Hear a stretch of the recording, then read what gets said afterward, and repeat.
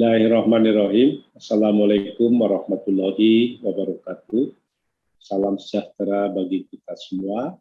Om Swastiastu, Namo Buddhaya, salam kebajikan, salam sehat untuk semua.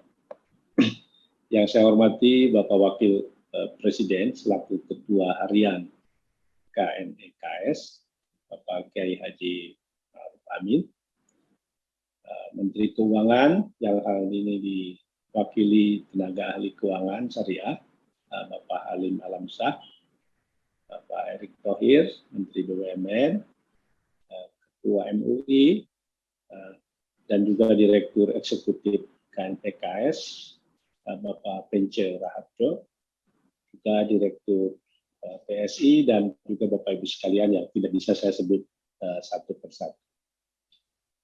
Marilah kita selalu memanjatkan puji syukur kehadirat Allah Subhanahu wa Ta'ala, Tuhan yang Maha Esa, karena atas ridho dan karunia-Nya kita dapat mengikuti acara kick-off sinergi akselerasi pengembangan UMKM industri halal pada hari ini. Kementerian Koperasi dan UMKM mengapresiasi terselenggaranya kick-off ini yang merupakan dukungan dari Komite Nasional Ekonomi dan Keuangan Syariah untuk mempercepat terbentuknya ekosistem digital ekonomi syariah.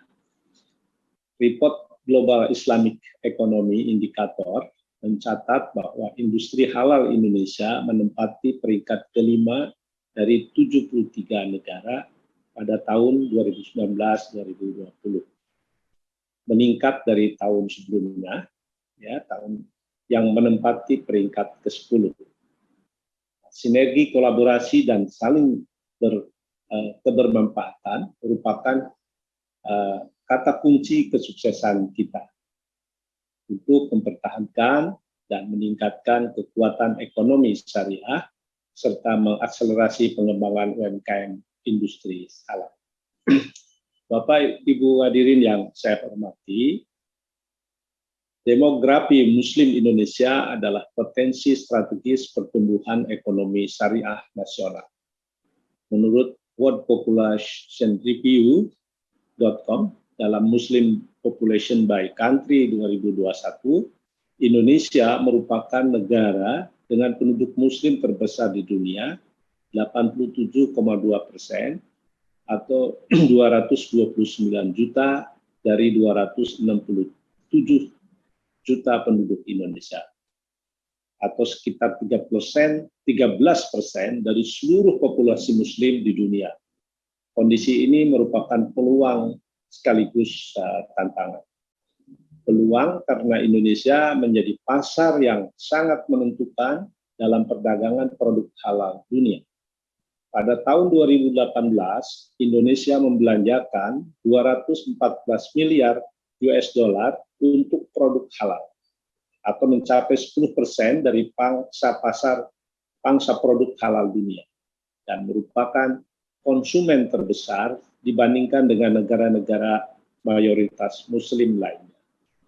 Nah, tantangannya karena di tengah era disrupsi digitalisasi dan pandemi COVID-19, pertumbuhan industri dan UMKM halal menjadi concern bersama agar tetap tumbuh dan berkelanjutan.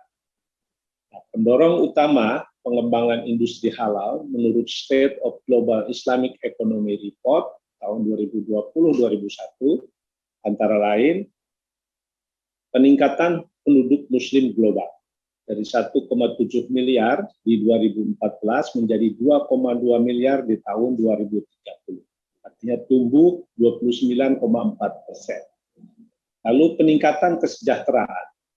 Total PDB OKI diproyeksikan tumbuh 6,2% pada tahun 2023 dibandingkan dengan proyeksi pertumbuhan global sebesar 5,8% dengan PDB per kapita tumbuh 4,3%.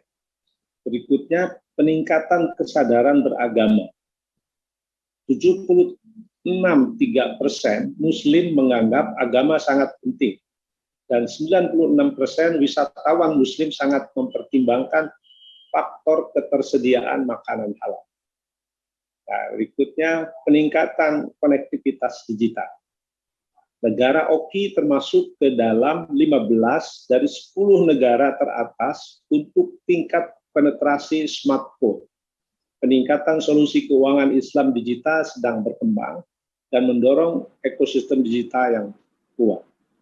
Lalu berkembangnya paham konsumerisme etis.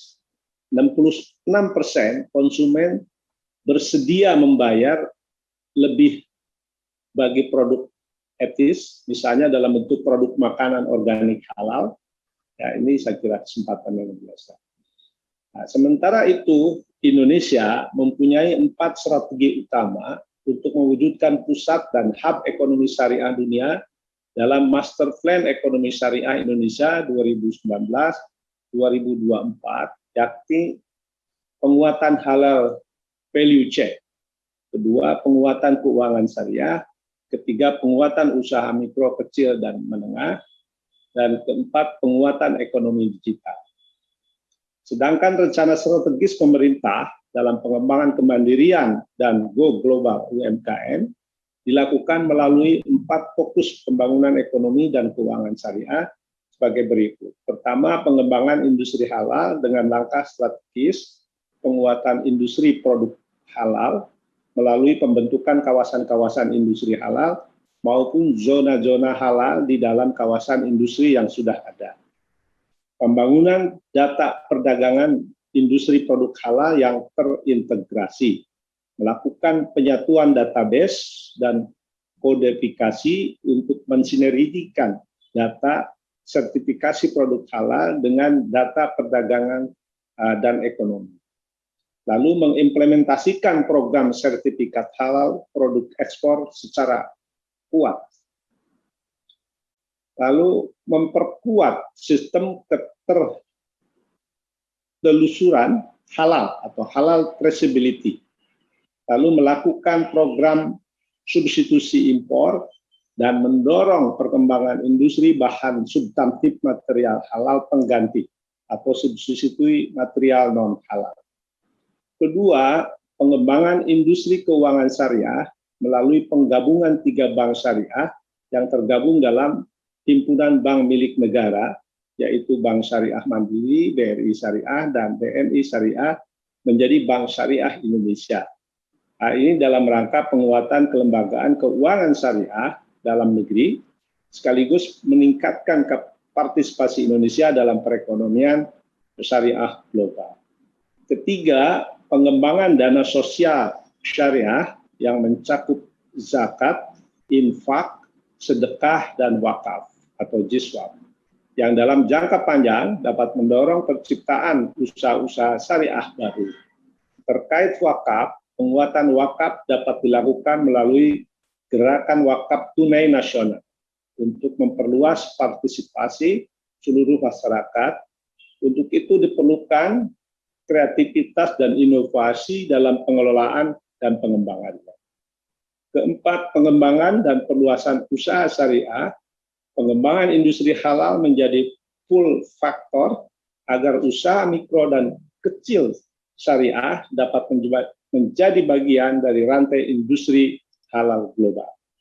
Mengenai hal ini, pengembangan industri halal harus sejalan dan selaras dengan kebijakan pro UMKM, seperti penyederhanaan dan percepatan perizinan, fasilitasi sertifikasi halal, program pembinaan melalui pusat-pusat inkubasi usaha halal di berbagai daerah sebagai pusat pembinaan dan penyemaian.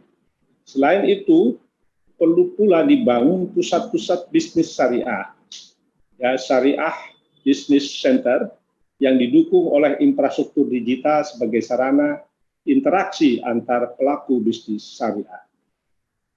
Kementerian Koperasi dan UKM berkomitmen kuat dan concern mendukung akselerasi pengembangan industri halal produk UMKM.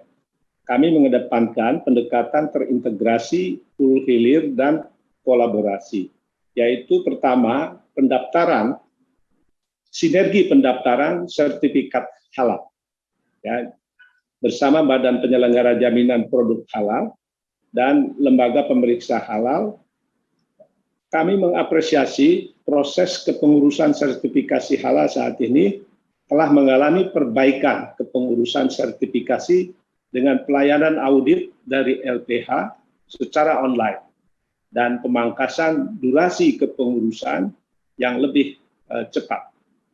Ini komitmen kami menjalankan amanat Undang-Undang Cipta Kerja, sehingga dalam kurun waktu kurang lebih dari 21 hari kerja, sertifikasi halal yang kami fasilitasi dapat terbit dan diserahkan kepada pelaku usaha mikro.